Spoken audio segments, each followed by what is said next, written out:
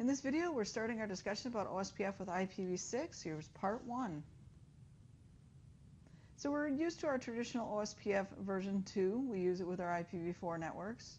We've been using it for a while.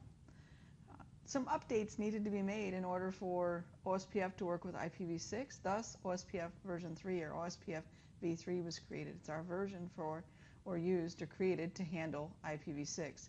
We have two ways of configuring OSPF for IPv6, what we refer to as the traditional way, using the IPv6 router OSPF command. And then we have our new, quote-unquote, new way, using the router OSPF v3 command. In this first video here, we're just going to go over the traditional way of configuring it. And then in the next series or the next sections, we'll look at configuring it the new way for IPv6 and then also configuring it the new way for IPv4. We can have both address families working on the same time under or using OSPF v3. OSPF v3 still uses the 32-bit router ID written like an IP address, right? This is important to us because if the only thing our OSPF network is running or that router is running is IPv6, you have to configure a router ID, right? Because it tries to find its router ID first through, if you've configured one, if you've manually configured one, then it will look at the highest IPv4 loopback interface, and then it'll look at it will look for the highest IPv4 active or physically active interface. And if there's no IPv4 on there, we have to have a router ID. If we don't have a router ID, the process will never start up. One thing sort of new to OSPF v3 is our two LSA types, type 8 and type 9. Type 8 is the link LSA, which sends link local addresses to other routers on the link, and IPv6 prefixes associated with that link. Type 9 are intra-area prefix LSAs. They contain the prefixes for transit and stub networks and their link state IDs. So first, let's look at our traditional commands for configuring OSPF or for IPv6. We first have to enable IPv6 routing using the IPv6 unicast routing command. Then we'll create the OSPF process using the IPv6 router OSPF and then like a process number, process ID. We need to configure the router ID in our instance for sure. Remember, it's optional if you have IPv4 running and you have IPv4 addresses on that router. But since we're not going to, we have to make sure that we configure the router ID using the router ID command. And then lastly, we need to enable OSPF on the interfaces that we want to participate in OSPF routing using the IPv6 OSPF, then the process number, the area, and then the area number command. So here's our first topology. I already have all of the interface IP addresses configured on each of the interfaces. So everything is connected. And again, I just kind of got in the habit of denoting my loopback addresses or putting them in there so that I have more networks to display for you rather than connecting a bunch of devices.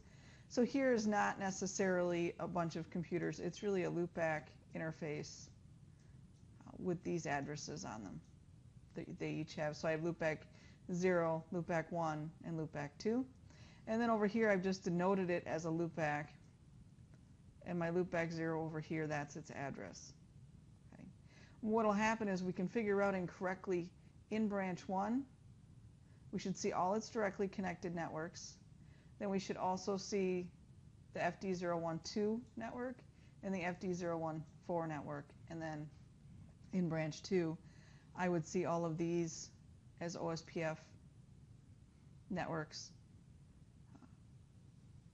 And then this one here would be directly connected. So this is what our topology looks like. Let me erase the ink from the slide and give you a second.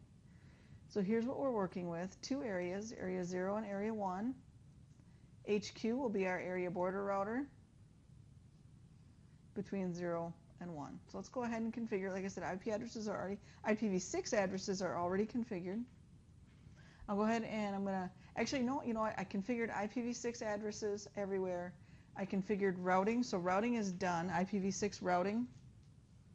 So the routing is done here. and routing is done here. So this has been configured with IPv6 routing. This has been configured with our IPv6 routing. This way you don't have to go through it repeatedly. You see the commands once. If you want to go back through the video, of course you can. And now we are just going to go down and configure IPv6 on branch 1, and then go ahead and we will activate. I think first we'll activate two of the four interfaces for IPv6 so that we can see over in branch 2, in fact, the only of these interfaces that will participate are the ones that we've activated for IPv6, and then we'll go ahead and we'll enable the other two for IPv6. In order for this to work, of course, the first one we have to configure for IPv6 or to participate in it would be our physical link so that it can announce and work with OSPF on both sides. So let's go ahead and do that. Okay, so I brought my branch 1 console over, and remember I said I've already configured HQ in branch 2. So all we're going to do is, as this demo, is just go through the configuration of IPv6 routing with OSPF the traditional way, or what we refer to as the traditional way. And then if you are having trouble remembering the commands or you need to pause to see what's going on, you certainly can. So IPv6, first thing we have to do, is enable unicast routing, right? IPv6 unicast routing. And then we'll create the OSPF process, IPv6, router, OSPF, and then the process number we'll just use 1. Remember, we have to create a router ID because we have no IPv4 addresses on here, so we will do router ID. I just did a tab completion. Since this is my first router, he'll be 1.1.1. This is router ID. And we can go ahead and exit back one, and we'll go into our interfaces. We have to do gig, or I should say, we go into the interfaces we want to activate for IPv6. So let's do gig 0/1, and the command to activate it is IPv6 OSPF 1, and this guy is in area, area 0. And I misspelled OSPF again. I do that a lot. OSPF area 0. And then I'm going to go ahead and you can see that our adjacency came up right away with our neighbors 222. So I did router IDs of basically 1, 2, 3 if you went across, the part of a triangle. So branch 1's router ID is 1111. HQ's is 2222, and then branch 2 is 3333. I'm sorry, 3333. Yeah, that was correct. Ooh. So we have created branch 1 and HQ have now formed their neighbor relationship pretty quickly. So that's good. Now let's go into loopback 0, and we'll go ahead and configure him for the process to participate in OSPF. IPv6 OSPF 1 area 0. Wow, it spelled it again, or misspelled it again. There we go. And I just like to clean up put end. You don't necessarily have to. Now let's go over to branch 2 and just double check that we in fact do see those routes. Remember, we only have IPv6 on here, and that's what we're looking for. So let's do a show IPv6 route. And what do we see? We see 1.1, which is branch 1, is what branch 1 is advertising. Right? HQ is also advertising 1.1 because it would be directly connected to branch. I'm sorry, 1.1 is what branch 1 is advertising. HQ is also advertising it within OSPF, or is letting it participate in OSPF. And then we also have our loopback address that's on branch 1 participating in OSPF. And he does show up as an OSPF network, or an OSPF route. The others are directly connected. And notice too that our other loopbacks, we have 2 other loopbacks configured for IPv6 on branch 1. They're not being advertised here because we didn't tell them to be enabled for OSPF. So let's go back and do that and then make sure that they come up and verify that in fact they're there. So if we go back and we'll do, and so what's the command? In LO1, what's the command to go ahead and let loopback 0 participate in OSPF? Right, IPv6, OSPF, the process number and the area it's in. We'll do the same thing for loopback 2 and LO2, IPv6, OSPF, just did it twice, process 1, area 0. Let's go ahead and see if branch 2 has been updated yet.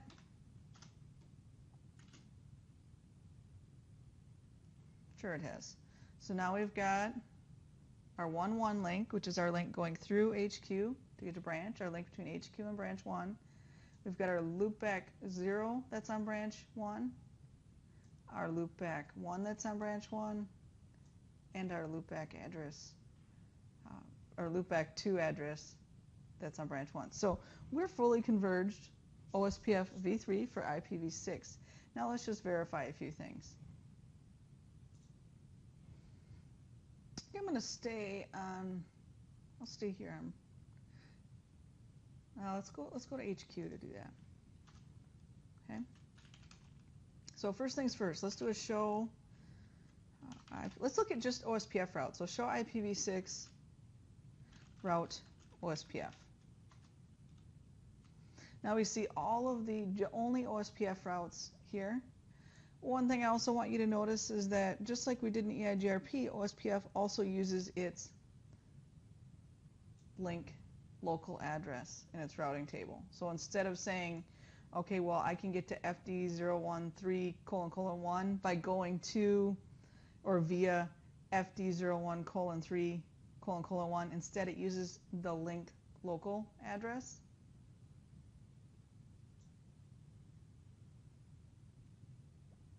Same thing down, I mean, it's the same thing for both, but link local addresses are required for OSPF IPv6. And there are instances in which you may need to, you have to specifically use that. So if you're doing a non-broadcast multi-access network, you have to advertise the neighbor on at least one side or configure the neighbor on at least one side.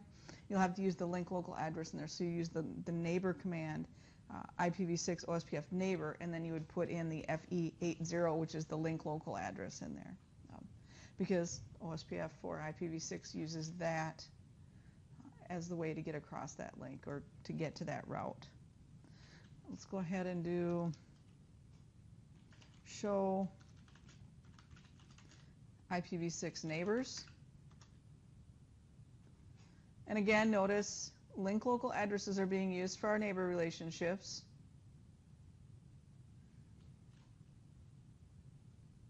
That's also, let's be real specific to OSPF. So let's do a show IPv6 OSPF neighbor. When I'm real specific to OSPF, I'm going to see real specific OSPF information. I mainly just wanted to see that we're using link local addresses here. Now, if we look at HQ, this maybe look a little more familiar to us that we're used to looking at more often. We have the neighbor 111, which is branch 1, and our neighbor 3333, which is branch 2, and HQ is the guy in the middle, right?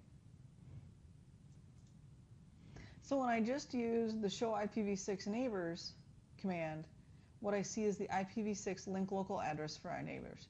If I do a show IPv6 OSPF neighbor, I get the OSPF neighbor ID or router ID. Router ID is the neighbor ID we configured, correct? Because if you notice FE80, this guy here, same as this guy up here. So we're getting to this loopback that is on branch 1 by going to the neighbor, by going to branch 1 on gig 01. If I just do the show IPv6 neighbors, then what I get is the IPv6 address of my two neighbors as my information. If I do the show IPv6 OSPF neighbor, I get the neighbor ID, which is a little more in this case recognizable, although you can configure IPv6 link local addresses rather than having them automatically discovered or figured out. So let's go back to our topology again just to try to, I don't know, just double check. So we've got everything working correctly. I just want to clarify because you guys didn't get to see this side of my configuration. I only did the one side. Otherwise this video would be a lot longer. That the router ID for HQ And the router ID for branch is 333, which is like what I kind of explained in my discussion, but then I realized, maybe can't really visualize that. So then what happens is, if I did the show IPv6 neighbors, uses the link local address. If I do a show IPv6 OSPF neighbors, I get that router ID. So I think that's it. We could also do a show IPv6 OSPF database. We could also do a show IPv6 protocols. Suppose we could go back through real quick. Let's do a show IPv6 protocols. Here we'll see IPv6 routing protocol OSPF1. The router ID in this router is the 42s. This is an area border router, which is kind of cool. You didn't really notice that before, right? It's the border router between 0 and 1. Let's go back to R1. Show IPv6 protocols.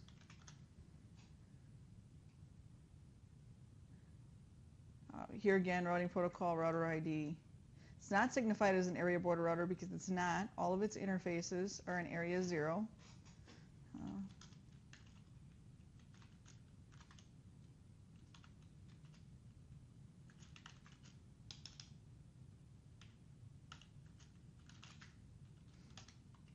We show all of our interfaces in OSPF, and I'm just going through some stuff, but one of the things we want to notice is our link local address on our loopback 0. Automatically, because I didn't configure it, automatically found out by the router or calculated. But here's the link local address used in our neighbors. The designated router in this topology is actually HQ, so designated router ID, remember 22222 is HQ. So anyway, just some information to get. The big thing is remember, how do we configure it? And here's commands, traditional commands, and then just some specific things, like we have 2 ways of configuring it. Don't forget that the router ID is still 32 bits, and we have a couple new, quote-unquote, new LSA types. And I think that's it.